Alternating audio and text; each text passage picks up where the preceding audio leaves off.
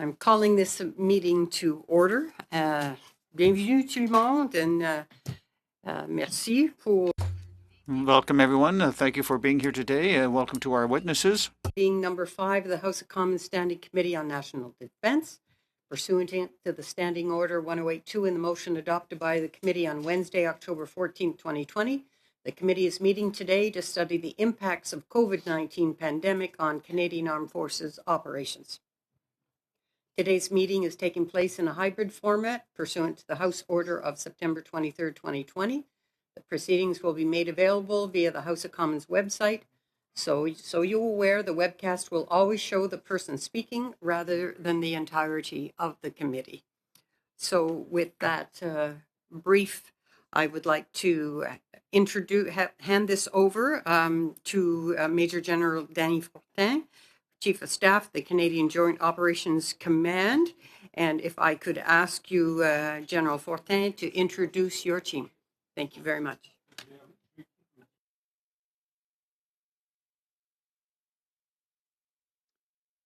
Madam Chair, committee members, good afternoon. Thank you for the invitation to discuss the role that the Canadian Armed Forces has played in this whole of government response to the COVID-19 pandemic.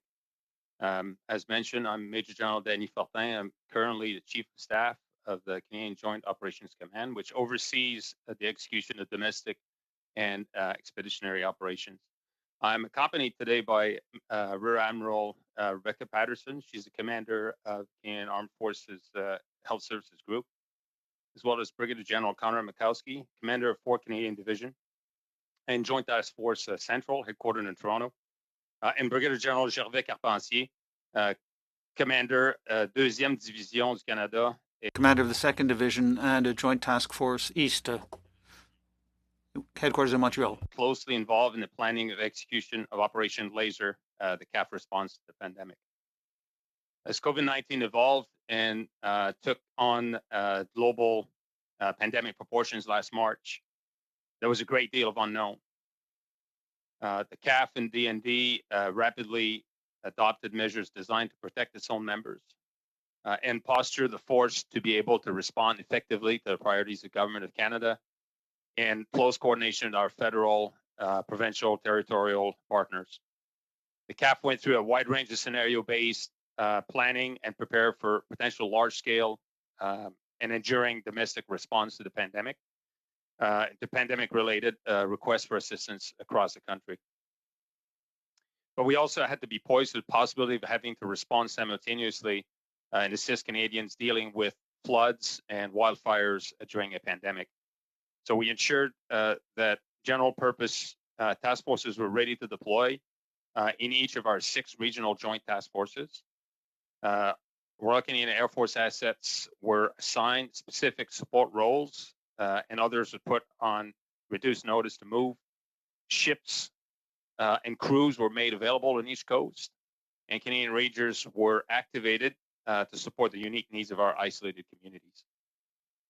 At the peak of the first wave, thousands of service members, many with stay-at-home orders, were mobilized under a pan-national joint task force laser. Others were dispersed and on standby to support. The CAF has provided unwavering support to Canadians across the nation throughout this unprecedented crisis. Canadian Rangers were instrumental in reinforcing the public health measures in their communities. Logistic experts, public health agency colleagues strengthened the medical PPE chain, and Canadian Armed Forces health professionals assisted with contact tracing, among other things. But what Canadians may remember the most was our support to long-term care facilities. In April, the Government of Canada received requests for assistance in managing the deteriorating situation in long-term care facilities in the provinces of Quebec and Ontario. From April to June 2020, the CAF deployed approximately 1,700 personnel, medical and non-medical support personnel in total to provide support to afflicted long-term care facilities identified by provincial authorities. These members, which included a number of CAF medical personnel, were properly trained, were equipped with medical-grade PPE. This ensured that they were prepared to carry out this non-standard military task in order to safely and effectively support a uniquely vulnerable population.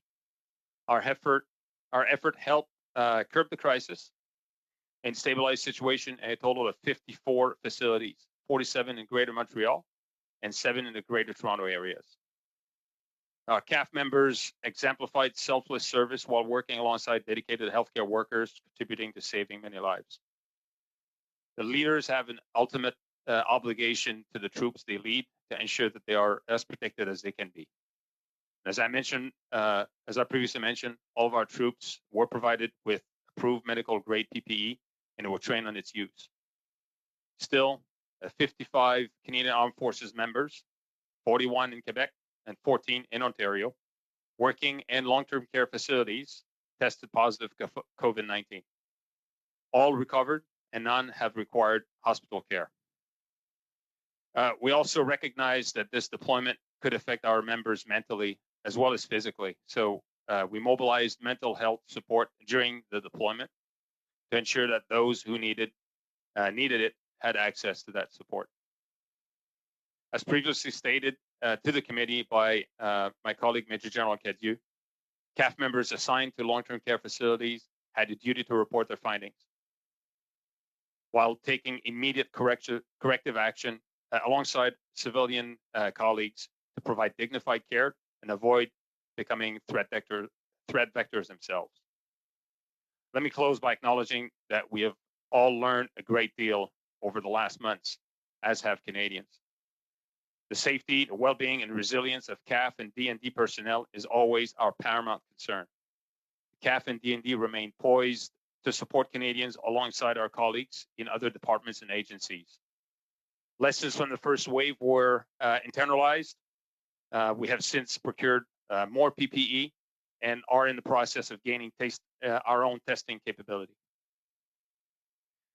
Today, liaison officers are engaged with our federal, provincial, and territorial teammates to ensure shared awareness and anticipate government contingency planning. CAF personnel are supporting Public Health Agency of Canada with the planning of COVID-19 vaccine distribution. The CAF has carefully resumed recruiting and training, both distributed and inside or in CAF establishments across the country, while strict adherence to health protection measures. The CDS and the Deputy Minister gave direction to the CAF and the Department of National Defense to adopt robust risk mitigation, protect the force, and stand ready to conduct operations in support of the nation. Madam Chair, ladies and gentlemen, we look forward to taking your questions. Thank you. Merci beaucoup, Général Fortin. Thank you very much, General Fortin. And to start, Ms. Gallant. Speaker. Now, NATO member nations must not allow a health crisis to become a security crisis. And I can tell you that my colleagues in the NATO Parliamentary Association in Latvia are most grateful that we have continued our missions to Latvia. Now, on a previous flight to Latvia, the plane was forced to turn around due to concern that passengers may have been exposed to the virus. How, if at all, have the pre-boarding protocols been changed?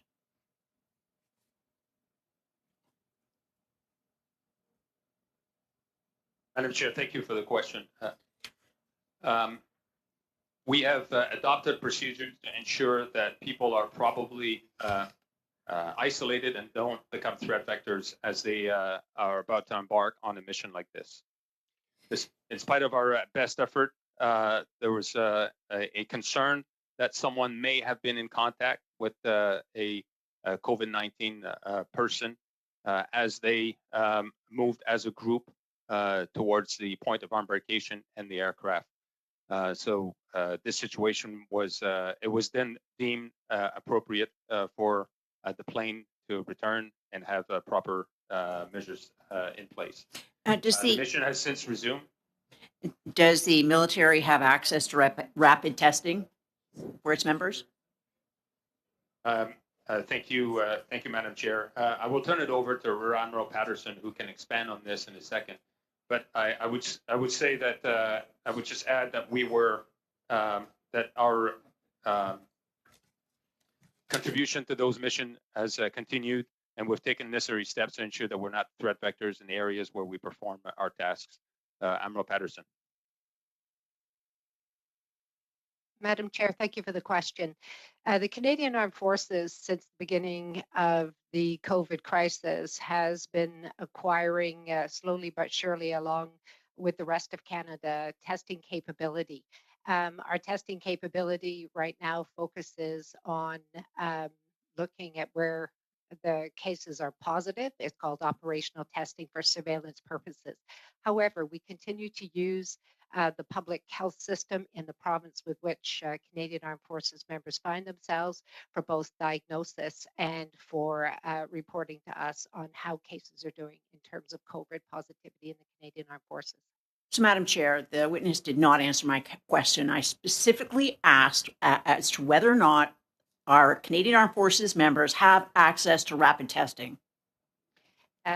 Madam Chair, thank you for the question. Our Canadian Armed Forces members have access to rapid testing through both the civilian system and surveillance testing through the Canadian Armed Forces.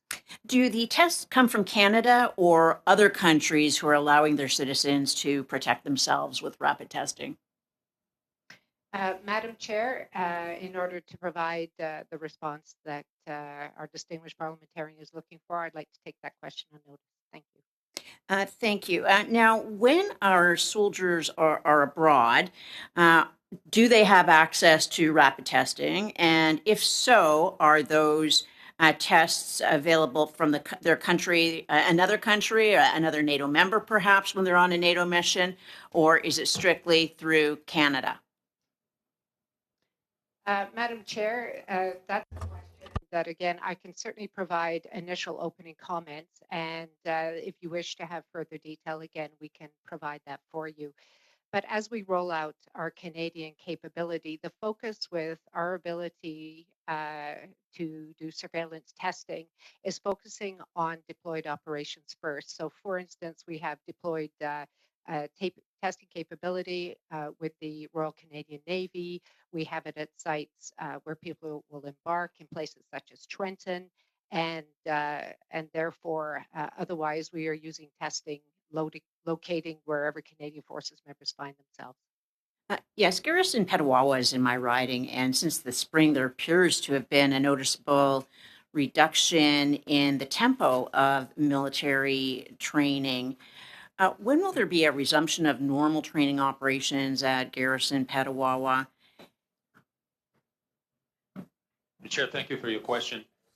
This is one that I will turn over to my colleague, General Mikowski, in a second. But before I do, let me tell you that generally speaking, we've adopted measures very rigorously to ensure that we protect ourselves and that we're not becoming threat vectors, as previously mentioned.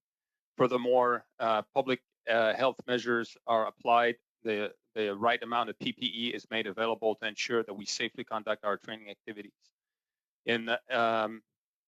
While in base Petawawa proper, there's a significant amount of troops that have prepared and have deployed to operations, to which General Mikowski can expand on.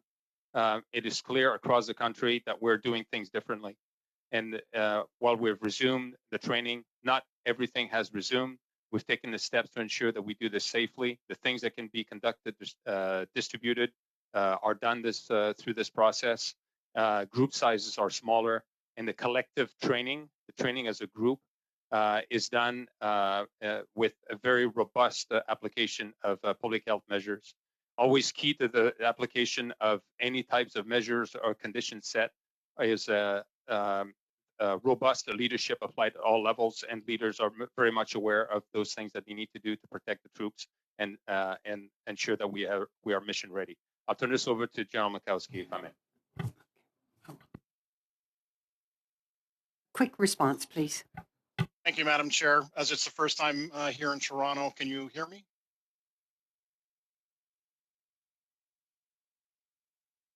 In terms of training at Canadian Forces bases Petawawa, as Major General Fortin pointed out, there's a certain element in terms of the fact that this is a high readiness year for the troop station in Petawawa. and currently have people deployed in Latvia, Ukraine, as well as in the Middle East, there would be a natural tendency for a decline in the training tempo at the base. But equally, with COVID, we have focused training solely on the performance of principal combat skills and leadership skills, and have diminished the amount of training to ensure that we continue to have a healthy force. Right. Thank you very much for that. Mr. Bagnall. Thank you very much, Madam Chair. And pass on my gratitude again to all the military. I'm sure for your work to keep us safe in always dangerous situations. I'm sure the last thing you needed was more danger added by COVID. I'm just wondering if, as you probably know, I represent a northern riding, an Arctic riding. And I'm just wondering if any countries that have Arctic ambitions, such as China or Russia or any else, have taken advantage of COVID to try and press their agenda in the North. Madam Chair, thank you for this question. While this is a multifaceted problem set, so let me just take on a very narrow focused view. A COVID-19 pandemic has affected everyone equally, and certainly has affected potential adversaries. And in this great power competition setting that we're in, it certainly affected countries that may have northern or Arctic ambitions as well. Our ability to project forces, we saw no degradation in our ability to project forces. And what you would anticipate happening in the Arctic with our Great Canadian Rangers or deployments of naval assets in activities such as Operation Nanook has continued with no degradation. Over. Thank you very much. And I wonder if, just broadening the scope of the question, if around the world, if any country has tried to take advantage of COVID-19 to advance its objectives in any parts of the world that would make it more dangerous, where we have the 27 parts of the world where we have Canadian forces presently active or stationed. Madam Chair, thank you for this question. I would say that as I mentioned earlier, if COVID affected everyone in the problem set that we just discussed, it equally affected areas in which we operate in such a way that some of the training activities, some of the engagements were curtailed by the nation in which we work because of the high prevalence of COVID or a high number of COVID cases. I would add that while I mentioned earlier that we saw no degradation in our ability to conduct force projection activities and participate in a number of activities such as our strategic airlift that saw no degradation, our support to NATO, our activities in terms of force projection in countries such as Latvia, Romania with their aviation or the air task force, as well as ships, has gone without any degradation. Thank you, merci.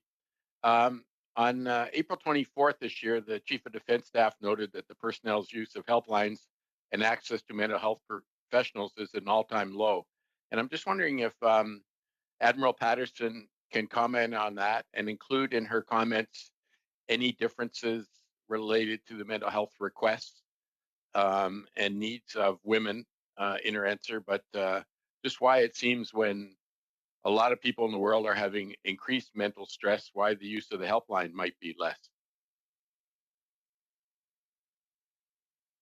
Madam Chair, thank you for the question. We know that in line with our civilian counterparts, the first part of the pandemic, all of us saw a decrease in use of service. One thing is whether the reasons for that reduction of service is something that we are going to be looking at over the long run.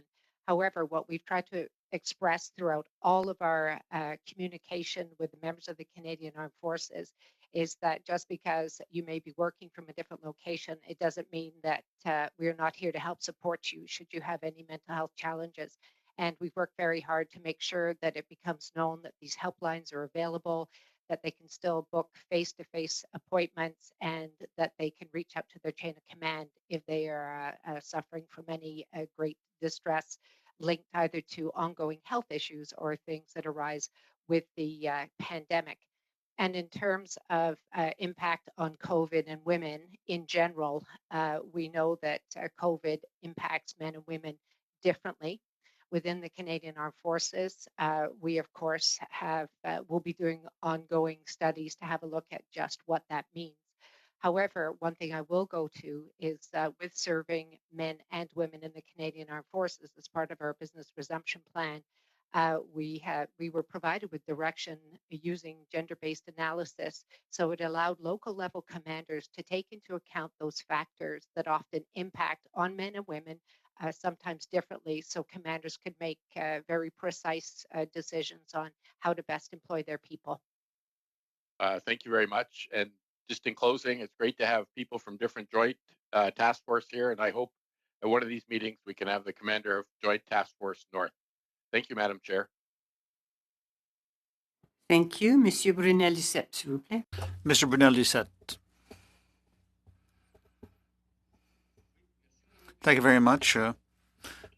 First of all, thank you to the witnesses. Thank you to your service. I think that the pandemic is difficult for everyone. It's no exception for the armed forces. And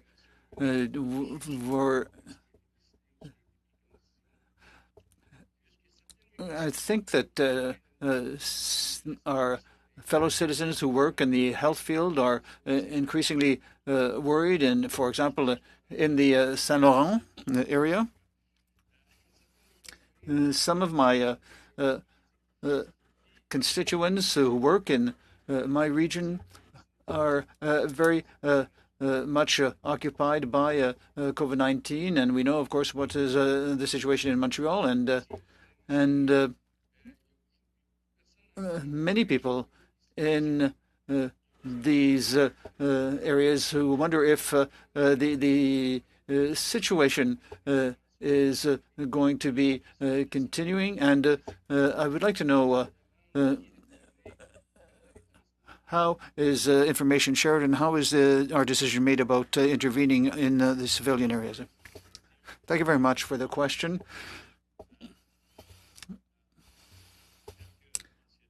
As you said, the pandemic is a problem for everyone and across the country.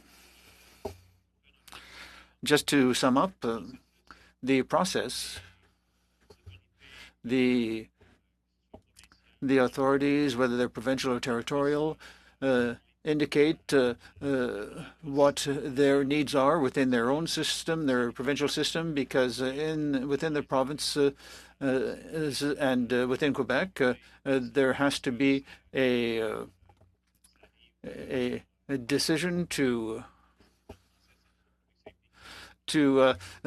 transmit to their request to public safety, the federal government, and there is then a discussion between the federal government, public safety, and national defense. And the decision is taken by the minister and transmitted to the chief of staff, who has the responsibility of making the best advice possible for the deployment of military assistance. But are there specific criteria? Is there some kind of a grid or a checklist? Or yes, I would say that it's not quite as linear as you might think. There's never there are never two requests that are the same. There could be a problem there where there's for example, it's not as clear as for a forest fire and the use of resources deploying to the provinces to assist the provincial authorities.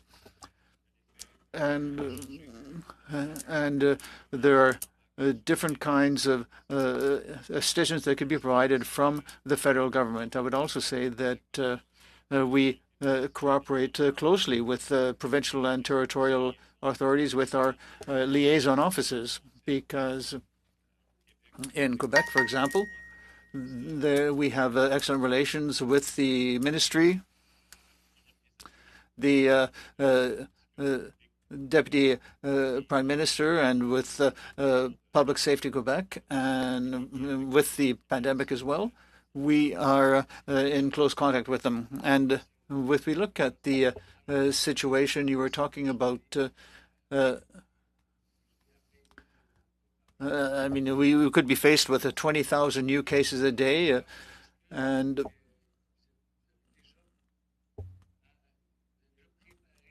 have you prepared action plans just in case there would be that kind of an increase in demand? Thank you very much for the question. I would like to point out that given our experience in the spring, we've continued to take advantage of that. We are using that as a basis, and even as we maintain our foreign operations, we plan for meeting the needs of Canadians nationally. And I would say that the Canadian forces, when called upon, will be ready to respond appropriately, whether it's a natural disaster like a forest fire or flooding, and as well as for anything relating to the pandemic. And we've drawn the lessons from our experience in the spring and included that in our preparation. Yes, I can imagine that during flooding, for example, I mean, and for the pandemic, I can imagine that you've learned quite a bit from the recent experience. Thank you very much. Yes, we've got a lot of lessons learned, and we've endeavored to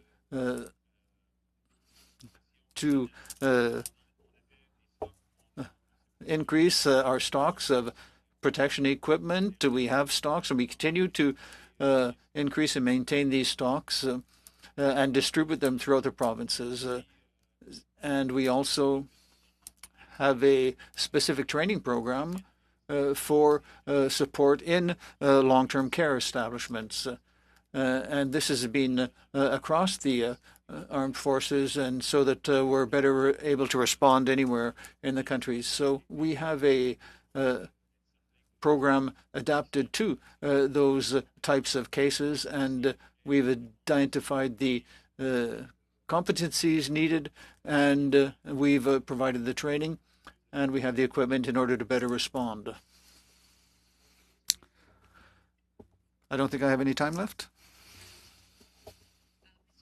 And we've been having some technical troubles getting you on board here. Do you want to try, see if we can get your questions now, or we can actually bump you further down the list? Oh, look at that. Perfect. Thank you, Madam Chair. I think I found if I don't move my head and I don't move my hand, this appears to work. So let me try that. And I apologize to committee members for any inadvertent replies all as we were trying to fix the technical problems. And I also want to thank the witnesses for being with us today. I have some questions about the impact of the large percentage of contracted out services within DND during COVID. And I realize it may be difficult for some of our witnesses to answer. But let me set the context here. Nearly 5 years ago, I asked about these high levels of contracting out and their impacts on force readiness and security of facilities and equipment. And in particular, the problem of having workers working for private contractors who are in a precarious employment situation and the possible pressures that could be placed on them. What we heard, I've heard very clearly from Public Service Alliance of Canada and from others, that at the beginning of COVID, when the Canadian Forces put in place very strict standards for safety and protection of personnel, that these same standards of protection and in fact, PPE were not applied by all the private contractors working side by side with both Canadian Armed Forces members and with civilian employees of DND. So I wonder whether you can comment on that problem and what measures have been taken to make sure that the private contractors achieve the same standards during COVID as Canadian Armed Forces and DND civilian employees. Madam Chair, thank you very much for the question. As you might expect, I will turn it over to Admiral Patterson in a second. But I would say that throughout, as we learned a lot on the COVID pandemic, we adopted forced health protection measures. That is also true for our medical professionals, and whether it's military or non-military members of CAF and DND. And this also applies to individuals that are contracted, not exclusive to medical, but the same would apply across the board. But I'll defer to Admiral Patterson on that particular point with regards to medical. I think maybe I'll shape this. Thank you, Madam Chair. I think I'll shape this in terms of public health measures. So public health measures apply to the facilities and the people who work within those facilities. So from a health services perspective, we have provided the public health measures advice based on provincial guidance and guidelines, as well as any more restrictive requirements based on the Chief of Defence Staff and Deputy Minister's direction. And so anybody working within a DND facility is expected to follow those rules. I can tell you that when we also have people who enforce those rules, standing at the doors as people come into the facilities. While I cannot comment on any specific cases, specific types of contractors or locations, there has been from both the department and from the Canadian Armed Forces perspective is the expectations of maintaining these protective health measures has been part of your conditions of entering into any defense establishment. Thank you very much for that reply. I want to continue and ask about cleaning standards. So in the past, we know that there have been problems of underperformance with cleaning by certain private contractors in terms of diluting cleaning solutions and taking other cleaning shortcuts. So obviously during COVID, especially in military health facilities, maintaining those very high standards of cleaning is extremely important. Point d'ordre, Madame la Présidente, je suis désolé, point d'ordre. La traduction, malheureusement, je suis désolé, je ne veux pas déplaire à mes collègues, mais la traduction est moins forte que la voix de M. Garrison. Donc, je n'arrive pas à saisir du tout ce qui est en train de se dire, malheureusement. Hunt. Just on that point of order, Monsieur Brunel, Youssef, si vous pouvez appuyer sur l'interprétation en français, c'est peut-être ça le problème. Oui, je suis sur français. Je suis sur français. Et mute original. But there's also no French to English. Pardon? Est-ce que vous avez la fonction de mettre le son original en sourdine? Non, j'ai pas ça. Ça, je trouverais ça où? Dans le bouton, sous le bouton interprétation. C'est bon? Donc là, j'entendrai que la traduction, mais pas les autres. OK. C'est ça. Je suis désolé. But there is also no French to English translation.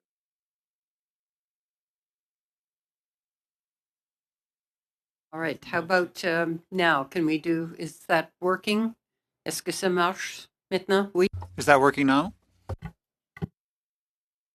Continuing. Okay, Madam Chair, maybe I'll just go back very briefly. My concerns about maintaining high cleaning standards during the COVID epidemic and the previous failures of many of the private contracted out and privatized services to meet the standards of cleanliness in those contracts. So I'm asking what measures have been taken to ensure that the private contractors will meet the high standards necessary during the COVID epidemic. Madam Chair, thank you very much for the question.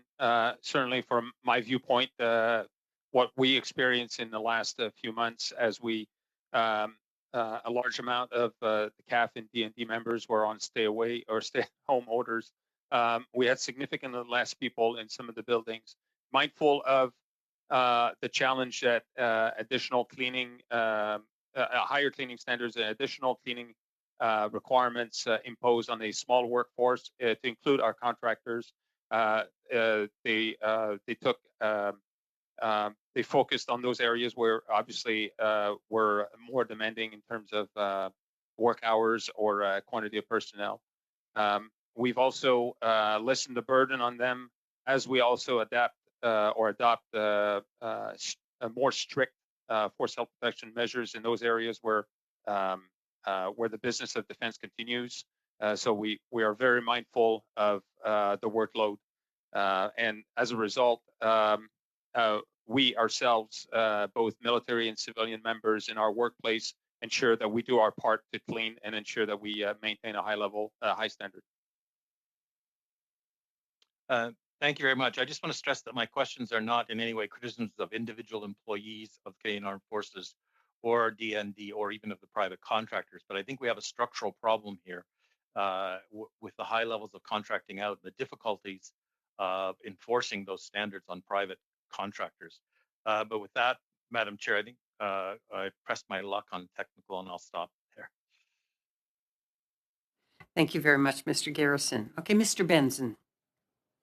Thank you, Chair, and thank you, witnesses, for being here today and for your service to Canada. The Chief Public Health Officer has just said recently, on this effect just yesterday, that our daily cases of COVID-19, which is around 5,000, is about to double to 10,000, and it could double again to 20 and maybe skyrocket to 60,000 by the end of this year. I wonder if this is consistent with the medical intelligence branches modeling and predictions. This is what you guys are seeing happening also?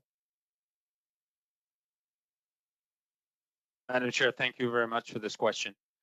While we have individuals under the medical intelligence section that look at medical conditions across the globe, they exclusively look at what happens outside of Canada for obvious reasons. At home, it is through public health agency, it is through our partners that we understand the dynamics of what is happening in the country.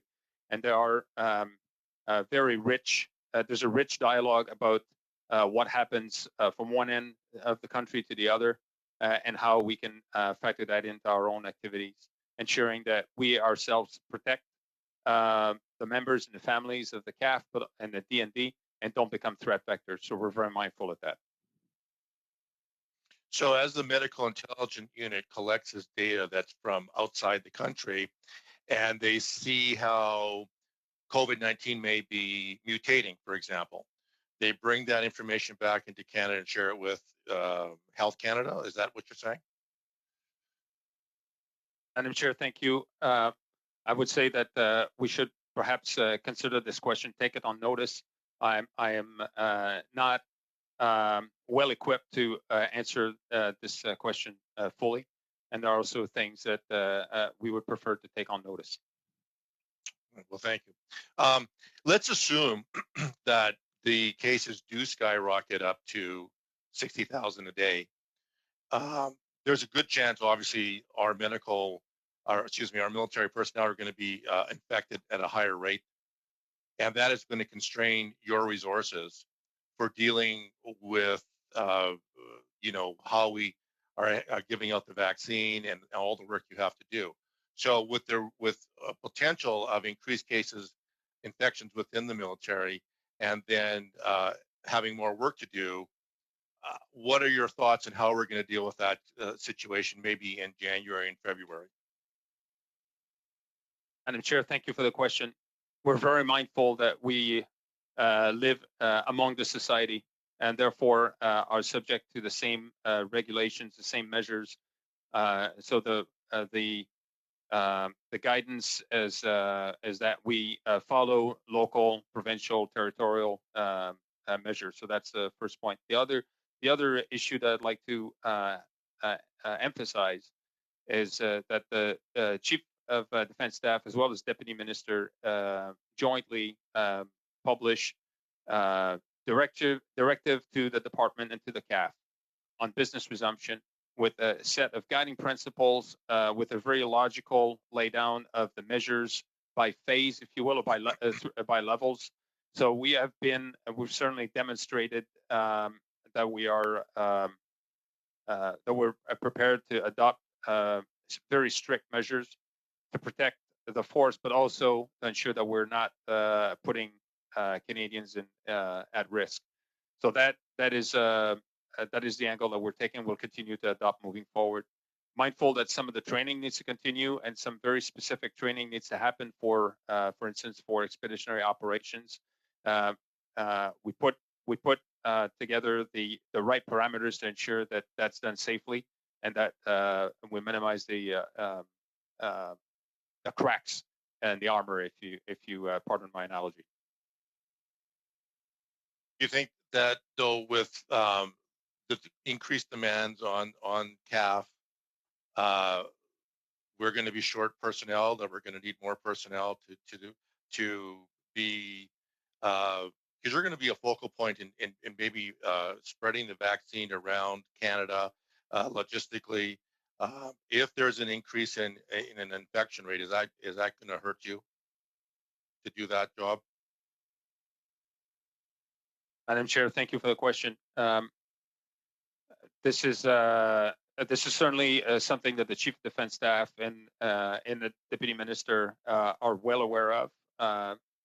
The additional measures can be put in place to ensure that we protect ourselves even more, so that we remain that force of last resort and be prepared to take on those tasks that Government of Canada decides in support of Canada and in support of Canadians.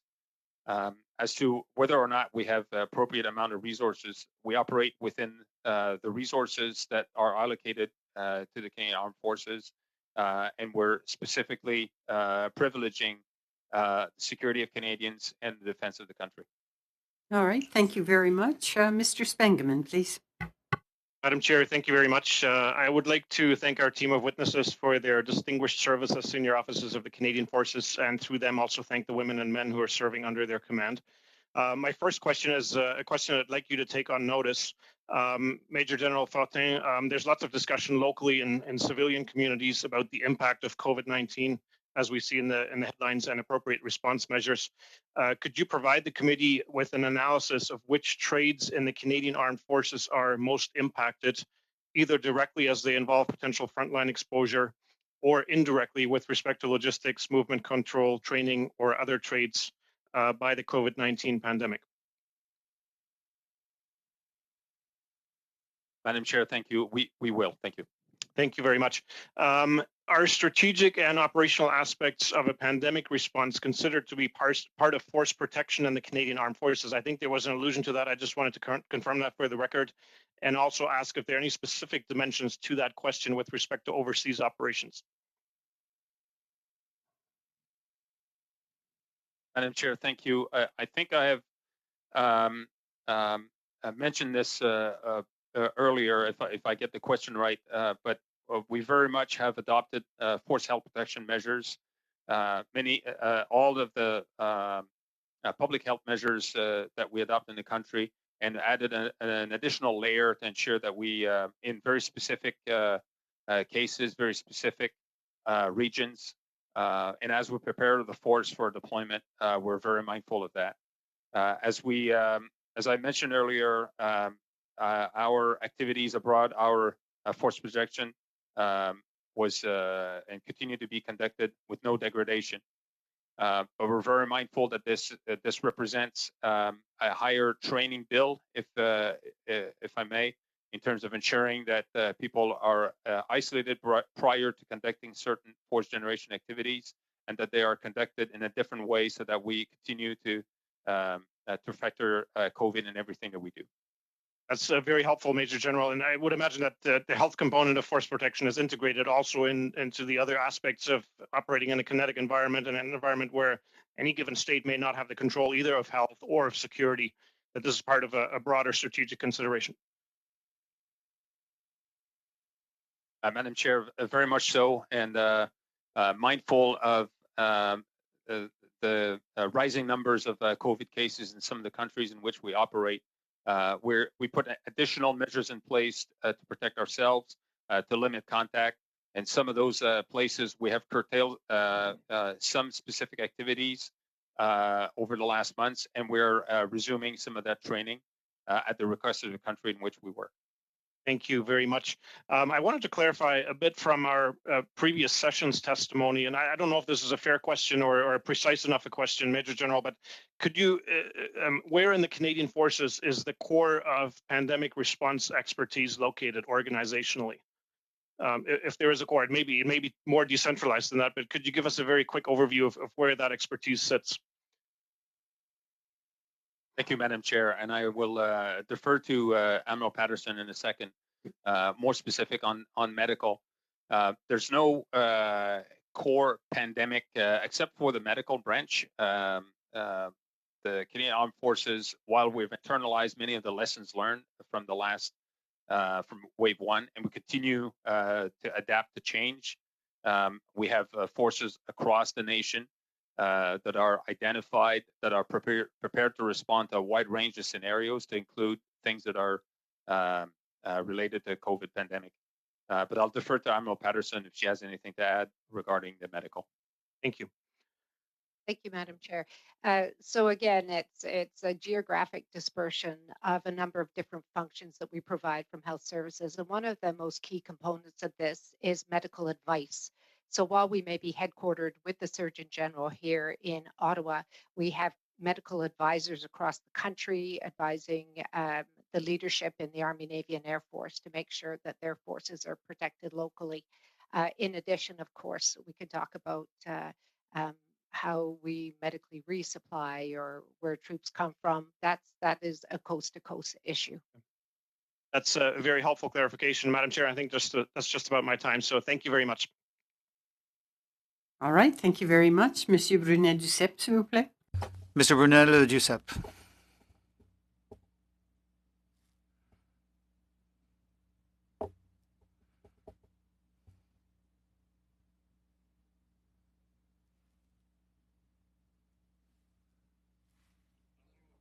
Sorry. Technical problem. The Iraq training mission was affected by the pandemic and by the deterioration of the situation and the assassination of Mr. Soleimani. What has the situation been in recent months? Thank you very much, Chair. Specifically concerning the situation in Iraq, of course, our activities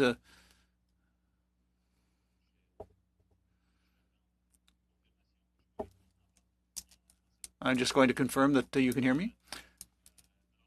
So with regard to the operations in Iraq, our activities have indeed, because of the change in the geopolitical situation and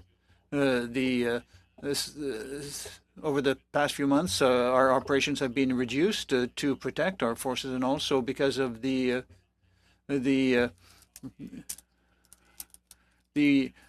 reduction in training with the Iraqi forces. Some activities have started up again, and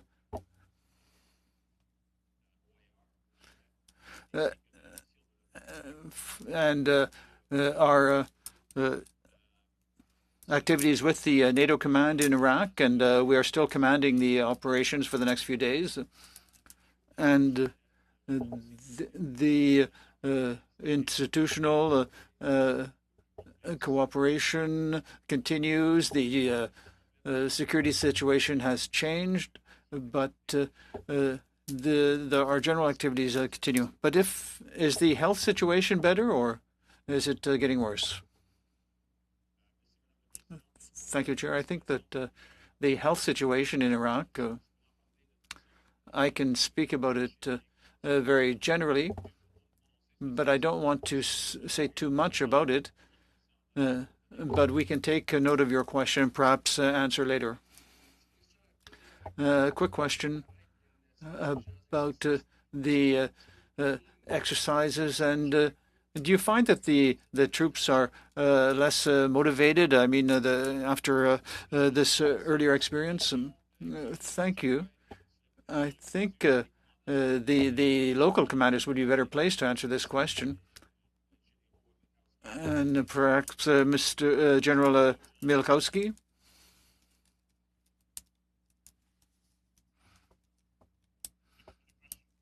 Question up there.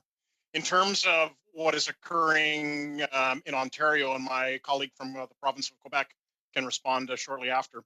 We're in the high readiness mode, and as a second wave of deployments that have to occur in the spring, we have conducted all of the live fire requirements that are typical of international deployments. And I can assure you, having observed it myself, that there's been no diminishment of either the effectiveness or the activities of that training. Certainly, we have been very scrupulous in ensuring there has been no additional risk added to the training, and we apply force health protection measures throughout that training. And perhaps if Brigadier General Carpentier could speak to the training that he is conducting with his team as they get ready to take that this summer.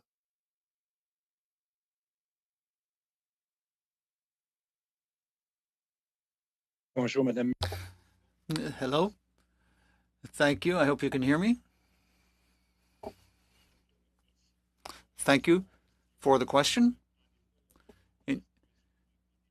In the pandemic situation, we've had to adopt our way of operating and training, and we have a more local approach, and sometimes there is a joint training that can happen outside of the province, outside of Valcartier, where we have centered our operations. And with these measures, we can accomplish our training objectives and as necessary. And we expect to be ready for the next wave of the pandemic. So we have maintained our activities and our ability to respond to the pandemic. Thank you. Thank you very much. Mr. Garrison. Thank you, Madam Chair. I want to return to the question of the threat that I believe the high levels of private contracting out present to the Canadian Forces during COVID. Just to give an idea of why I'm so concerned. Désolé, j'ai point d'ordre, Madame la Présidente, il n'y a plus de traduction en français.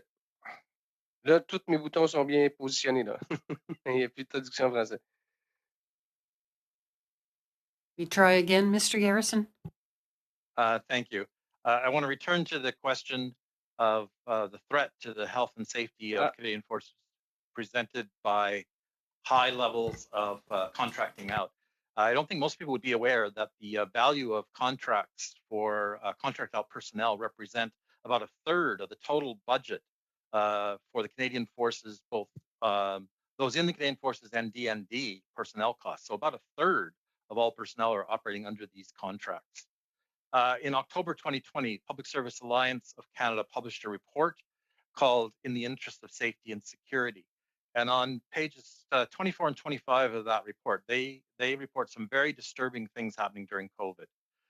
One of those is, of course, the fact that employees of private contractors often have no sick leave or inadequate sick leave provisions, which force them into the choice of working either immune compromised or when they should be in isolation or not being able to buy food and pay rent. And the second concern they raise is that they were contacted as a union by employees of private contractors who told them that they were instructed not to raise health concerns directly with DND, that they had to go through the contractor, and that the allegation is that those health concerns were not being passed on to DND. So my question really is about, are there measures being taken to make sure that we do not have people who are sick working under those private contracts? And secondly, that health concerns raised by those workers are being effectively communicated to DND and the Canadian Armed Forces.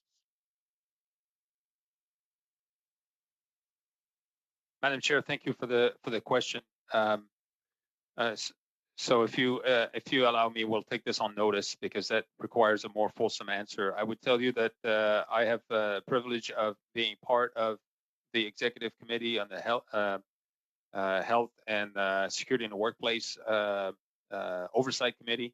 And while there are discussions about more generic things, there are rich discussions about the importance to ensure that our personnel, contracted, as well as those in the different unions that are represented at the board, as well as the leadership, are looked after because we care for their well-being. So we'll take this question on notice, if we may, and provide a more fulsome written answer.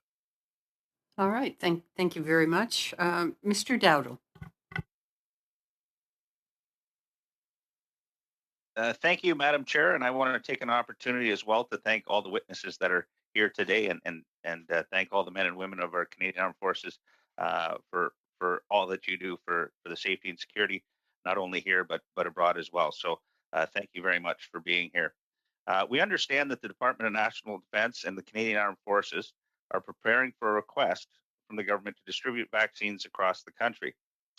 Is the Canadian Armed Forces preparing for a front-facing role, working alongside public health to distribute the vaccines directly to Canadians, and even perhaps administering them in areas with a shortage of frontline health workers?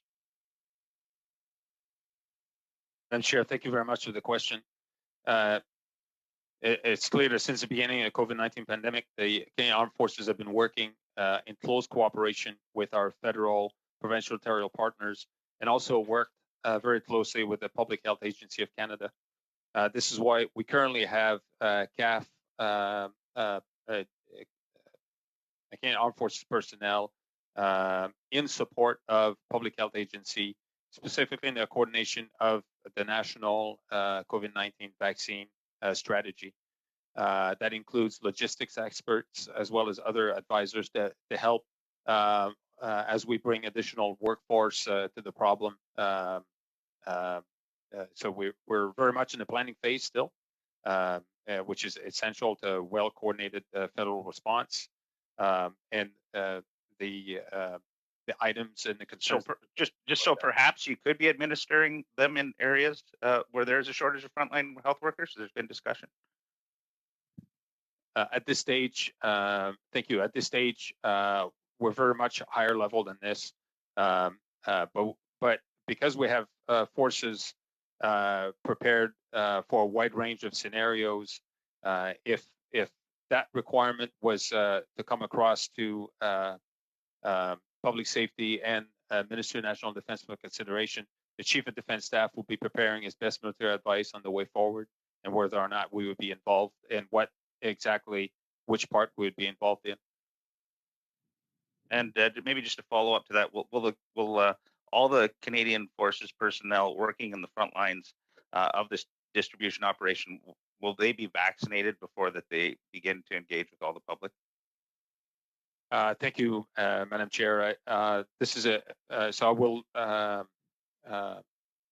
defer to Admiral Patterson on specific if she has anything to add with regards to medical.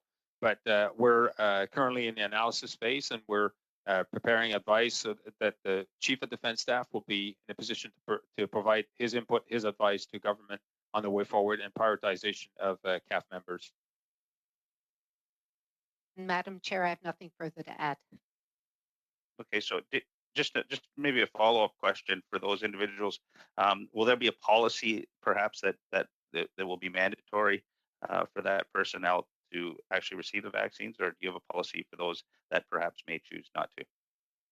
Thank you. At this time, this is being considered, and as I said, we'll be preparing the advice, and the Canadian Armed Forces Surgeon General is very much central to the advice that's prepared for the Chief of Defense Staff. Okay, thank you. And then my next question is about PPE. How much of what the Canadian Armed Forces has ordered has yet to be delivered?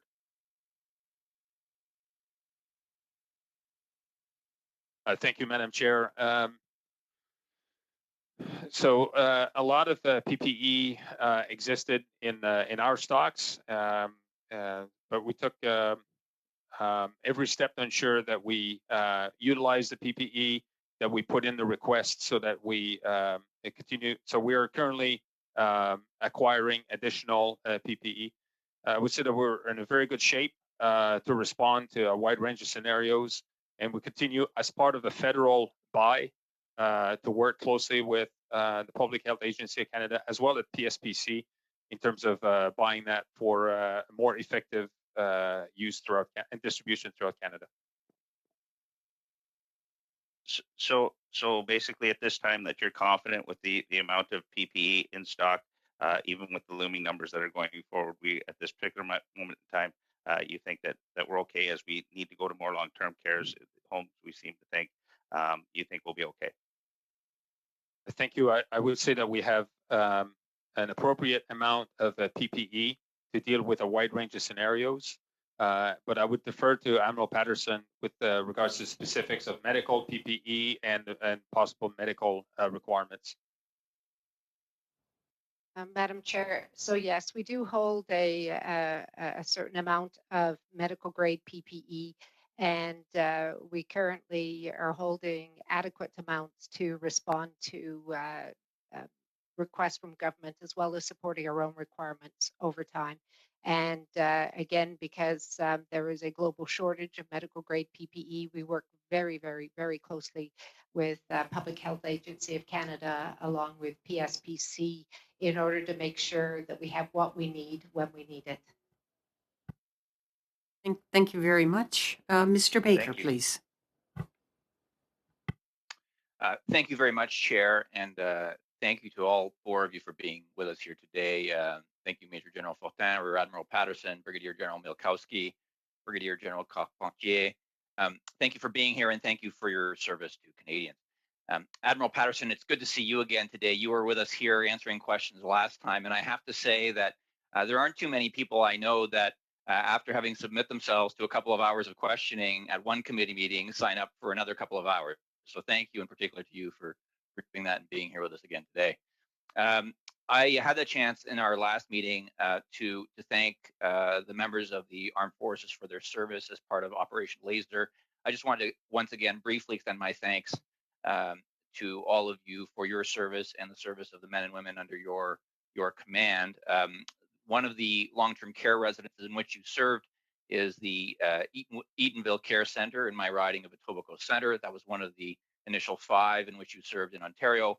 And we're mourning the loss of 42 residents of the Eatonville Care Center to COVID-19. And I know that your service was essential not only to providing care, but to saving lives. And for that, I and my community are grateful. And I'd like to extend my thanks to you, but also I'd ask you to pass along my thanks to the men and women under your command. I'd also like to thank you again for documenting what you found in those long-term care homes, some of the horrendous conditions, and frankly, in some cases, abusive practices that you discovered. That has led to a lot of advocacy on the part of myself and a number of my caucus colleagues in advocating for change in long-term care homes, including national standards. But it's because of your disclosure, because of that transparency that you provided, that action was taken and subsequent actions being taken to address those problems. So I thank you for that as well, because you've made a difference for seniors, I hope and expect, for years and generations to come. So thank you for that. My first question, with regard to Operation Laser, is I was wondering if you could share with us how many forces members participated, and how many residences did you work in, and what impact do you think the armed forces had thanks to Operation Laser?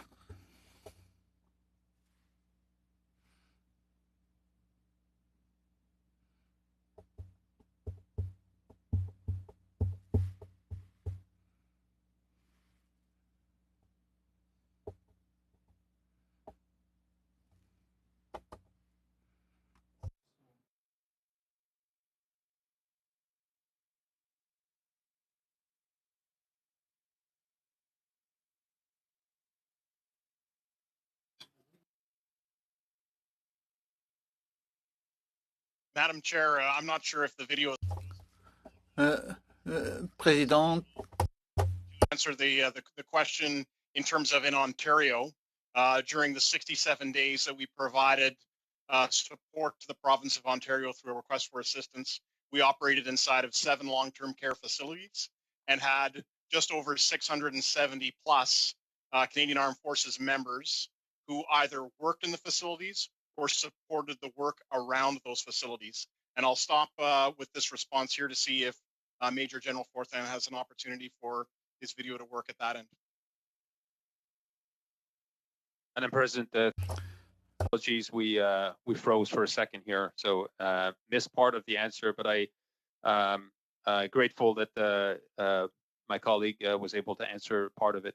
I would say that at the peak of the spring period, forces were identified, were prepared, ready to respond to a wide range of scenarios, as I indicated earlier.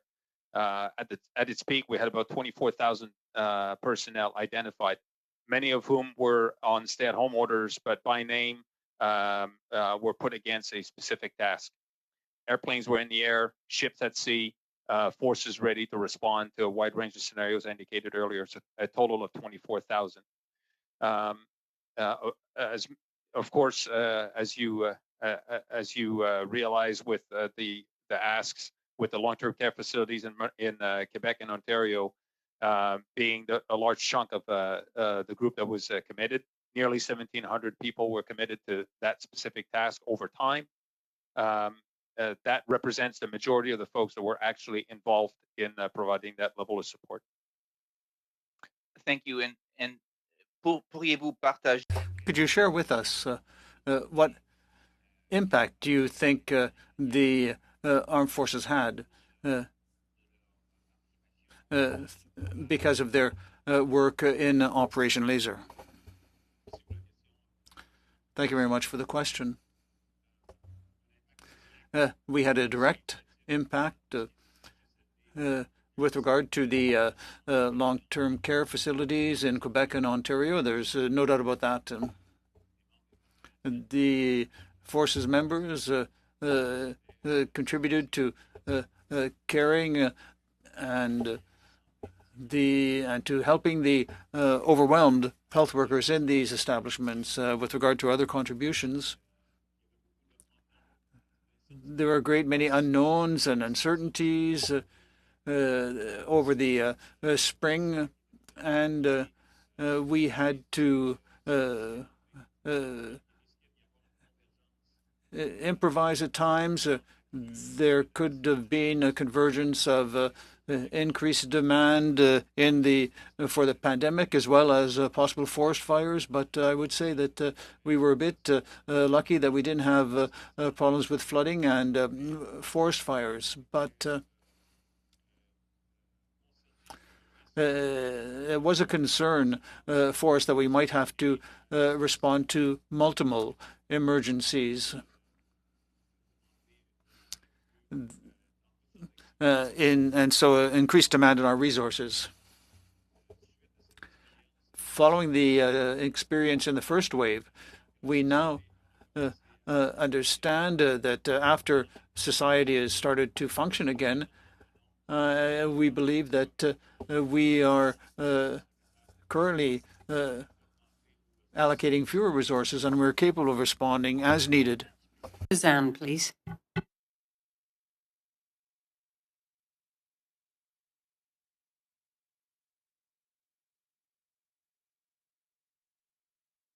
Mr. Bazan? Okay, thank you. Didn't hear that. So thank you so much, Madam Chair. And I want to join everyone else in thanking our witnesses for being here, for the work that you're doing on protecting Canadians and the force protection you're providing to our troops. It was just recently reported that Canadian Armed Forces personnel are up at Opaskwayak Cree Nation in northern Manitoba dealing with an outbreak in a long-term care facility out there. They're doing recon, is my understanding, and trying to determine what assistance may be needed. Would our witnesses be able to provide any more information on what's going to happen in that particular case, whether or not it's required to go through the province, through the Premier's office in particular, to receive assistance at a First Nation versus municipality? as part of Article 6 of the National Defense Act? And finally, are there any other northern remote communities that have requested the Canadian Armed Forces to do similar work? Madam Chair, thank you very much for the question. At the Joint Operations Command, we very much are tracking the possibility of deployment in that locality. On the 18th of November, a small detachment of 8 personnel from the CAF reconnaissance team went forward to assess the impact of COVID-19 at the PA and OCN community. With a view to better understand what the problem is. The assessment is being done, and the CAF will be prepared to respond should a formal request for assistance is received. As of just this morning, understand that a request is being formulated and it's going to be looked at over the course of the day.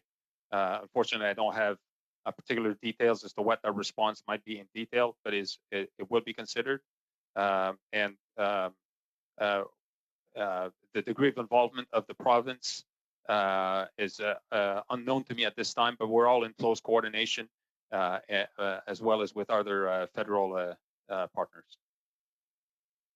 Thank you very much. Now, General Fortin, you were the commanding officer for Operation Impact, and I believe you were the general in command at the time of the COVID restrictions coming into play and the drawdown of forces there.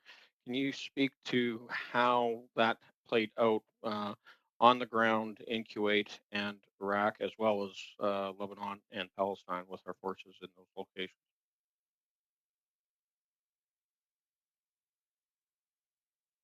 Madam Chair, thank you for the question.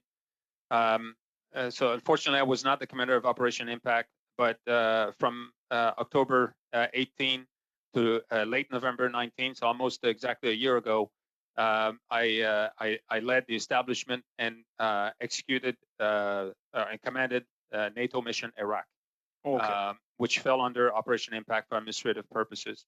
So I can speak at length on what we experienced over the course of the period, the 13 months that I spent there, and the situation, the geopolitical situation took a bit of a turn a couple of months later. So I cannot comment specifically. No, I appreciate that. That was my confusion. I believe that you were still on the ground when that took place earlier this year. So would you be able to take on notice then? I know that Forces does have maps that are unclassified that shows where Canadian troops are currently located and what operations they're involved in. Would you be able to show what troop numbers were before the COVID became a pandemic, probably early March, and then where numbers sit as they were, midsummer, and then where they are today? That would be something I think would be of interest to the troop or to our committee to be able to document and demonstrate how the troop numbers have changed. Madam Chair, thank you very much. I could certainly do that. I could also add briefly that very much aware of the drawdown due to the degrading geopolitical and security environment in Iraq, as well as due to COVID. We reduced the activities in both Jordan and Lebanon. We have since resumed a lot of the training that is away from the built-up the urban areas in both Jordan and Lebanon, and that continues apace, as well as we are refocusing the training in Iraq at this time. Okay, now both the Rear Admiral and yourself, General, talked about the getting more testing for the Canadian Armed Forces, and you also said that we're relying on public testing. My question is how much COVID testing has taken place on our deployed missions, and who is responsible for conducting those tests and getting the results back to our troops? Thank you, Madam Chair. Rear Admiral Patterson can better than anyone answer the specifics of the medical screening and the COVID testing prior to deployment. I would add that during operations, as cases come up, there's a integral medical capacity deployed. There are partnerships with our allies and partners locally. We also leverage what is available in that particular theater of operation, and when appropriate, the individual is isolated and, if required, evacuated back to either here or a third location for medical treatment. Admiral Patterson. So, Madam Chair, I can't add a lot more onto that on the international perspective. If you are looking for specific numbers, that will have to be a question we take on notice, so we can provide you with what you're looking for.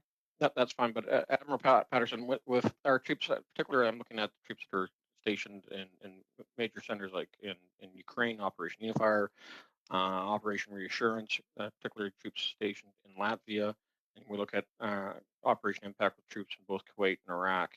Are we relying on their public health services to provide the testing for our troops there, or are we using the military testing in those locations of our allies? So, Madam Chair, I do apologize for not having a clear answer on this one. And if I can put that as a question for notice, I will get back to you with those details.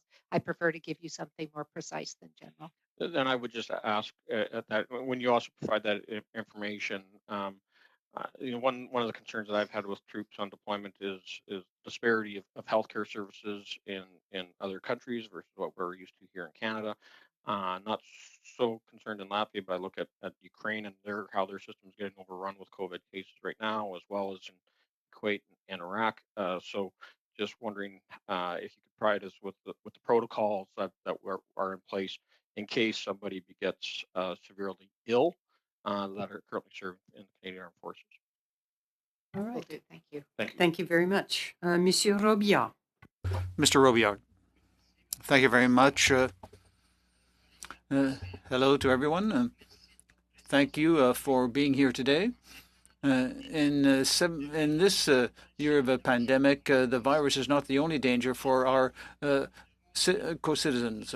We all have to take care of our mental health.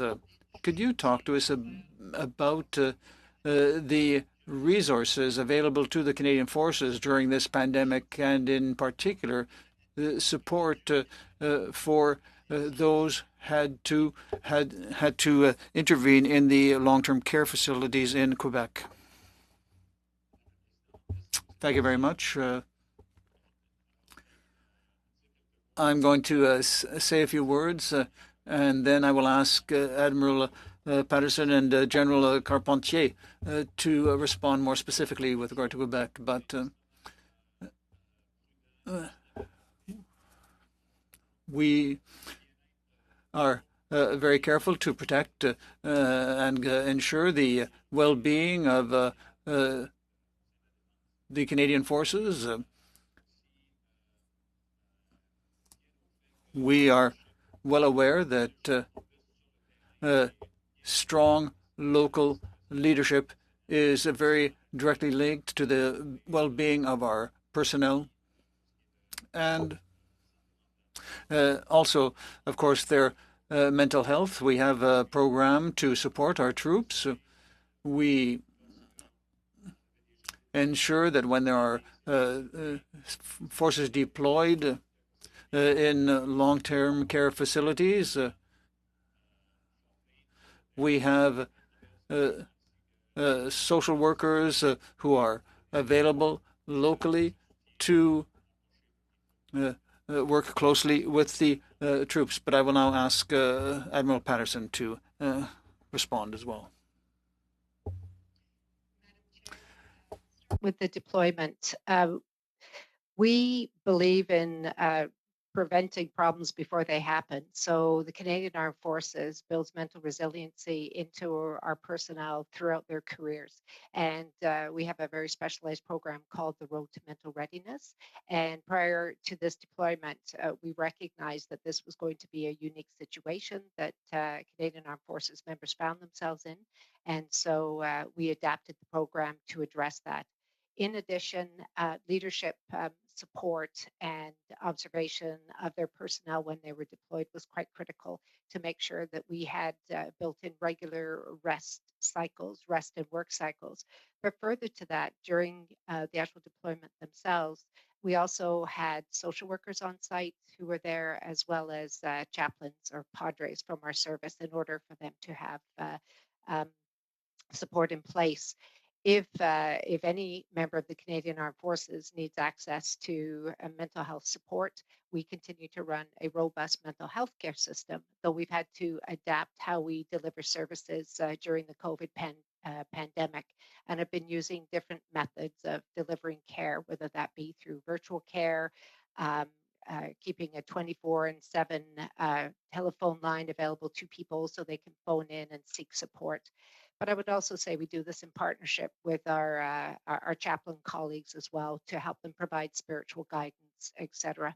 And for those who do require treatment, as I've already said, the full spectrum of mental health support services have remained in place, and we provide services to our members as they are required, including those who served on this particular deployment.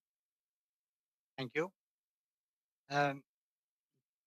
J'aimerais I'd again like to thank the Canadian Forces for their help in the Quebec long-term care facilities. That was very much appreciated. And with the increase in cases in long-term care facilities, might we see the Canadian Forces return to these establishments? And if that happens, how quickly could the forces react to this new need?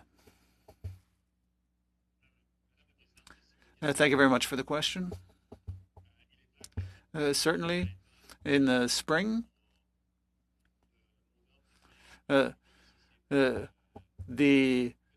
situation was that we had to assign a number of personnel, and of course from the regular forces as well as the reserve.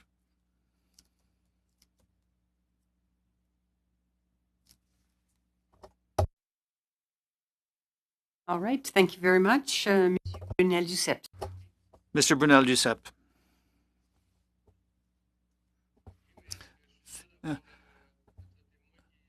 Will our witness be able to respond? Madam Chair? Will our witnesses be able to respond? There seems to be a technical problem with the General.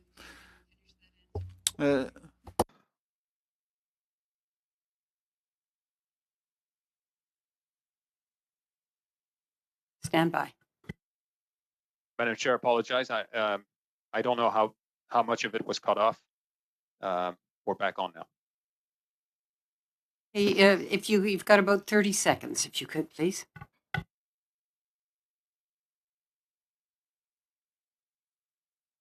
Sorry, Madam Chair, was this for me?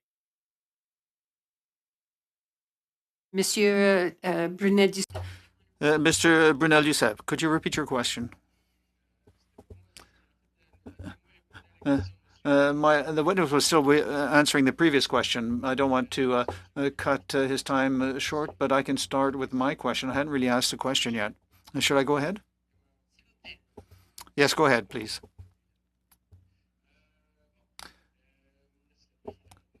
Thank you very much. Something that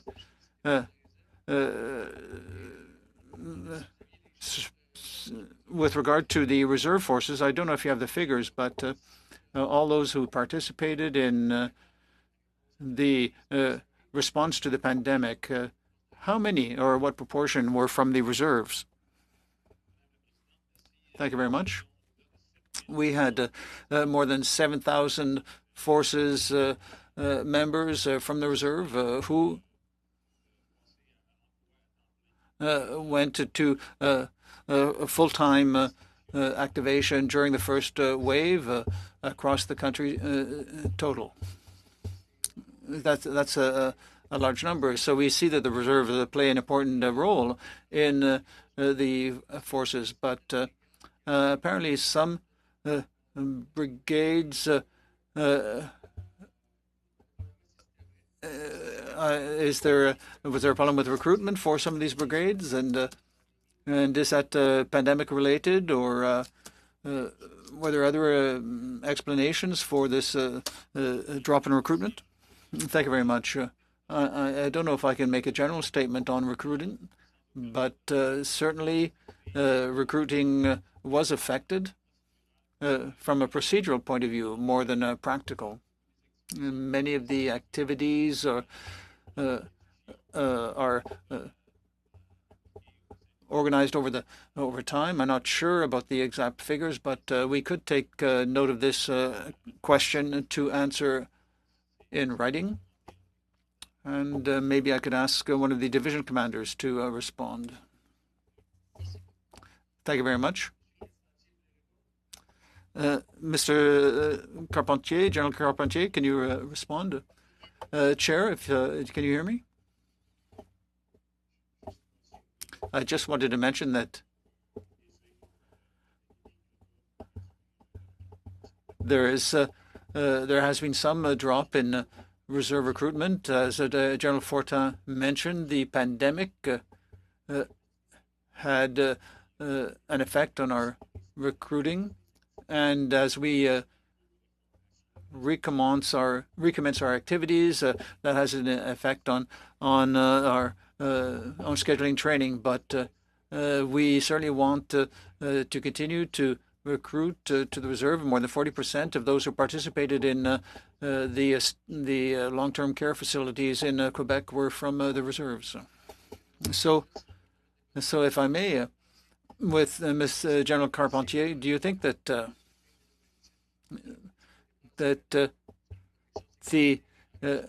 objectives, the three objectives of the forces, will you be able to get enough recruits and enough women recruits? Of course, the pandemic has perhaps affected that, but will you meet your objectives? Of course, our policy is certainly the objectives are a priority, but of course, like everywhere else, the pandemic has had a negative effect. But we have adopted our plans with that in mind, and we believe that we'll be able to achieve our objectives. Thank you very much, General Carpentier. Thank you very much. Thank you very much. Now it's up to Mr. Garrison. Now, Mr. Garrison's had a technical issue with his headset and microphone, but he's emailed me the question, and I will share that with you. And his question is, I would like to ask a final question about the impact of D&D privatization during COVID. What measures have been taken to make sure employees of private contractors have access to the amount and quality of PPE they need in order to protect their own health and the health of CAF members and D&D civilian employees they work alongside with every day? Madam Chair, thank you for the question.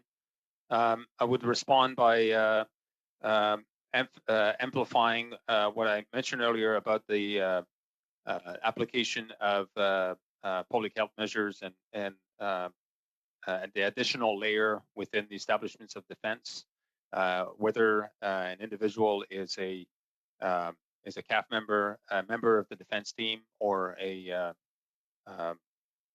private contractor supporting us.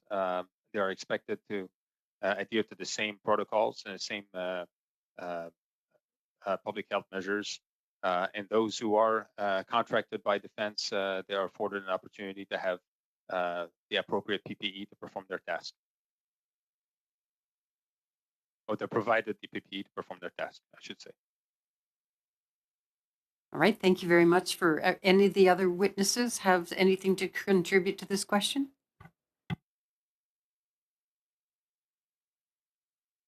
Then fine. We'll move on then to Mr. Bazan.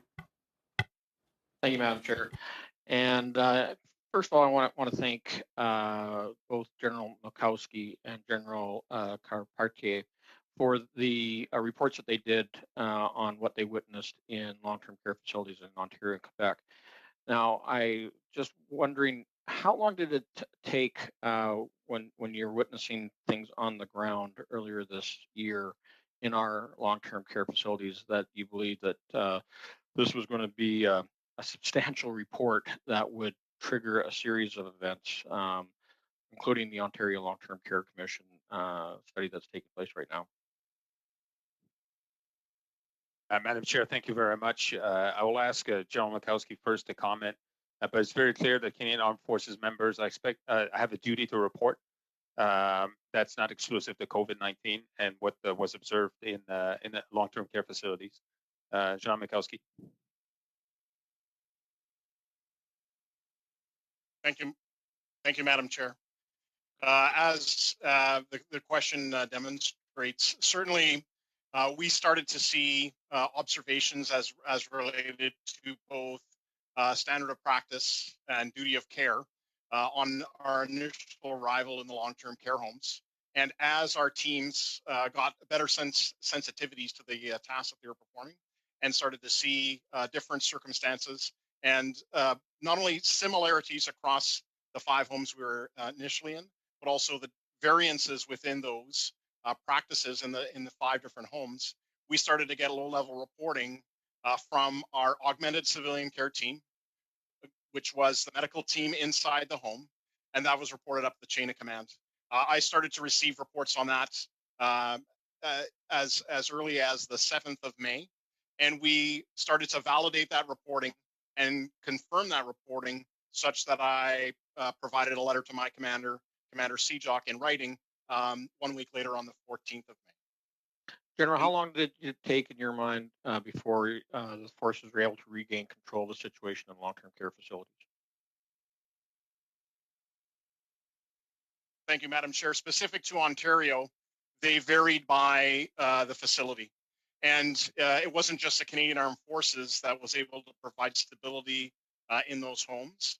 It was a partnership with both the province of Ontario and the resources that they were flowing in, not only to the 7 different homes we were in, but to the close to 200 homes that were in crisis across Ontario at the same time. And so each home had a different period of time to come to stability, which also sort of contributed to how long we remained in each of those homes and when we would transition to another home. Now, back on April 24th, the Chief of Defense Staff issued a letter to all CAF personnel regarding COVID-19, noting that personal use of helplines and access to mental health professionals was at an all-time low. Have we seen an uptake in the request for more mental health support, as well as using the hotlines and helplines after our troops were involved in Operation Laser at the long-term care home facilities? I don't know if you can answer that, General, or maybe Admiral Patterson might. Yeah, Madam Chair, thank you for the question. I'll defer to Admiral Patterson.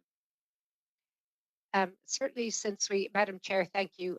Certainly since we reminded people that these resources were available, we have started to see a gradual increase in access to the 24/7 line, and as well as we've gone through our business resumption plans and actual delivery of service in a physical location, people accessing mental health care.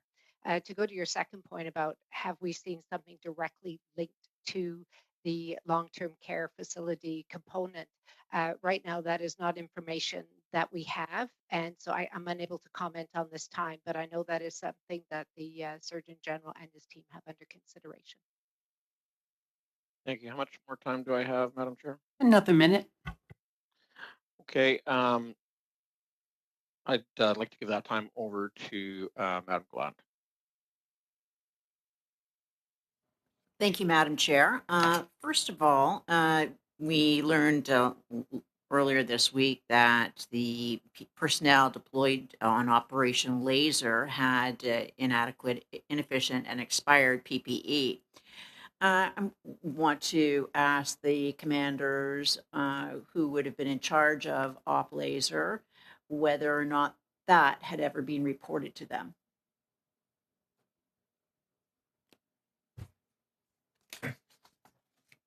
Madam Chair, thank you very much for the question.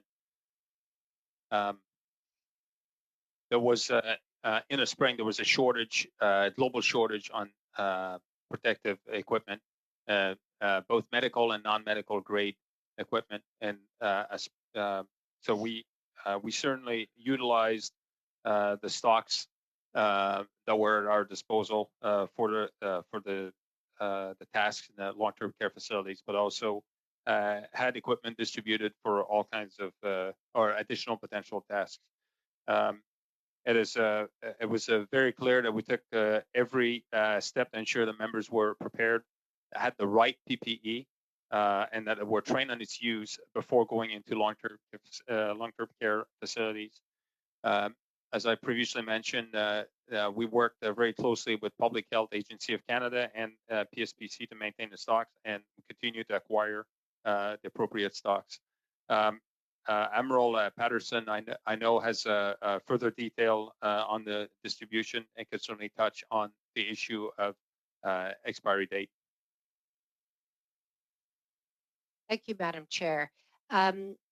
So one thing that we know is that medical equipment that goes beyond the recommended usage date does not necessarily mean that this equipment is no longer protective or of value. However, due to the global shortage of medical grade personal protective equipment, along with the fact that there literally was nothing on the shelf, it was right up there with the toilet paper run, and along with the fact that there were incredibly difficult challenges of moving this product around the world, it certainly was very, very important that we very carefully reviewed what was available to us. So while there were certainly items that had hit their use by date, rather than just moving forward and using it, the Surgeon General determined that it was a requirement to go back and have this retested.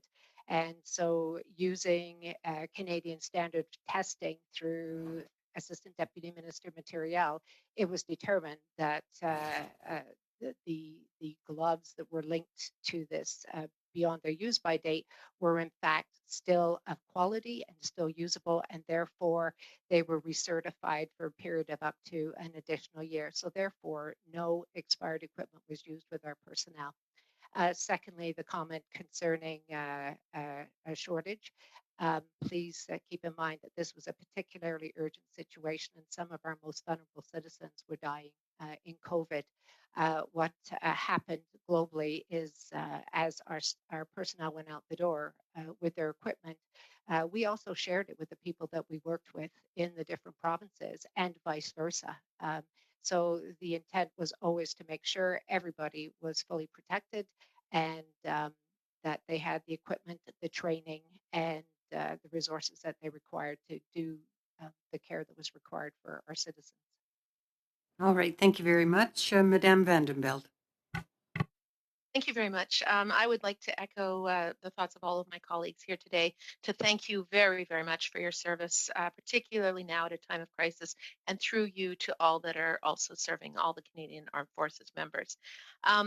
General Fortin, you mentioned in your opening remarks the extent to which the Canadian Armed Forces were prepared, had contingency plans, had readiness for this crisis.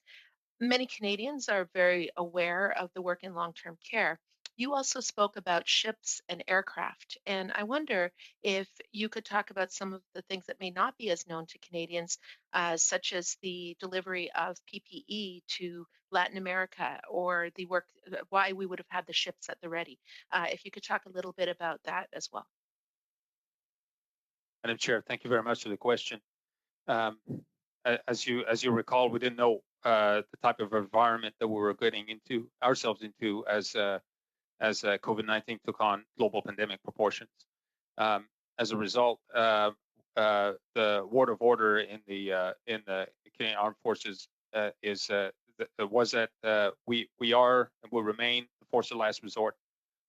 We don't know what might be coming at us in terms of in the defense of Canada and to protect the Canadians. What we did know is that there might be a need for forces across the country to do a wide range of tasks, as I explained earlier. We did not anticipate at the time, I think I can safely say for a number of my colleagues, did not anticipate having to deploy in such with such big numbers in long-term care facilities. But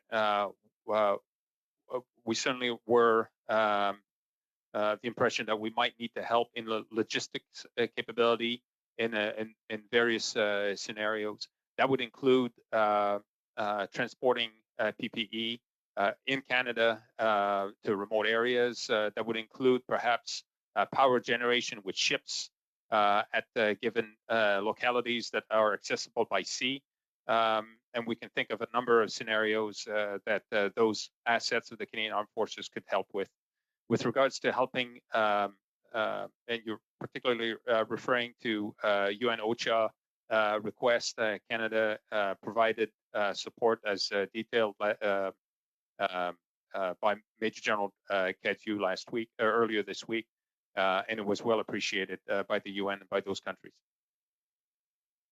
Thank you. And this question is more for Commanders Miakowski and Carpentier and Admiral Patterson, specifically on when you went into the long-term care homes.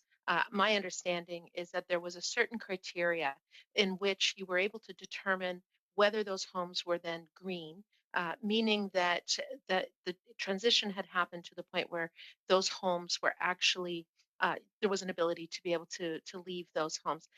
Could you explain in a little bit more detail what that criteria was and how you were able to determine that? And also a little bit about the transition to the work that the Red Cross is now undertaking.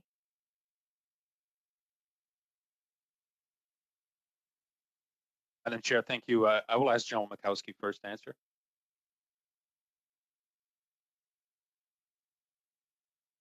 Madam Chair, thank you for the question. In terms of the Ontario context, when we looked at transition from any long-term care home, there was a set of criteria that we built in concert with the province of Ontario. It was in fact based on 4 separate criteria. The first one was sort of the master criteria, and that was that the Ministry of Health and the Ministry of Long-Term Care agreed that it was time for the Canadian Forces to transition out and either be reassigned to another facility, or in fact, if the overall situation had improved to a point that we were no longer required, we would withdraw those forces from their request for assistance. The second one was that the facility itself had the capacity for the number of residents and within residents, the patients with COVID cases, that they could deal with it through their own means and no longer required that assistance from our medical teams in support. The third goes to infection prevention and control, and that, or the term is IPAC, and that IPAC control procedures were not only educated and in place, but the effect of having proper IPAC procedures as determined by the competent civilian medical authority responsible for that facility guaranteed that the IPAC was actually functioning and in place. And we agreed, both the Canadian Armed Forces, that competent medical authority, and then of course the Ministry of Long-Term Care and the Ministry of Health, that essential element of our transition out was there.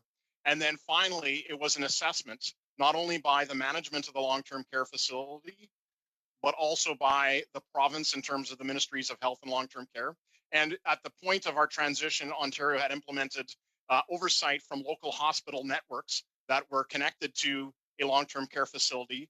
And they assessed that the staffing had met both the required degree of competency and, most importantly, the numbers to be able to take care of the residents inside those homes. And throughout that collaborative effort, we would do a daily review at the local level, so in the home itself with our teams, and daily review between the Provincial Emergency Operations Center, the Ontario Incident Management System for COVID-19, and a weekly review as to how the overall situation was improving. That was finalized in an exchange for letters at my level with the Deputy Solicitor General for Ontario, because that individual was the one responsible to Minister Jones, the Solicitor General for Ontario, to manage the request for assistance throughout. And perhaps I can pass to my colleague in Quebec to describe events there.